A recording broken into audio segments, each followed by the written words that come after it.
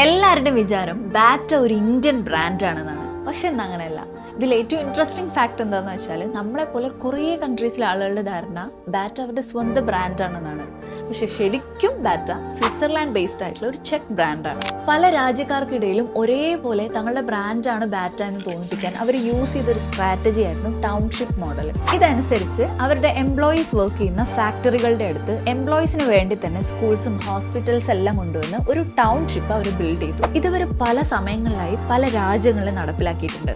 അതിന് എക്സാമ്പിൾ ആണ് കൊൽക്കത്തയിലെ ബാറ്റ നഗറും പാകിസ്ഥാനിലെ ബാറ്റാപൂരും അതുപോലെ കാനഡയിലെ ബാറ്റാവയൊക്കെ. മാത്രമല്ല ബാറ്റയുടെ ലോഗോ പോലും പല ലാംഗ്വേജസിൽ ഡിസൈൻ ചെയ്തിട്ടുണ്ട്. അതിൽ ഇന്ത്യയിലെ റീജിയണൽ ലാംഗ്വേജസ് ആയ ഒഡിയ, ബംഗാളി, ഹിന്ദി ഒക്കെ ഉണ്ട്.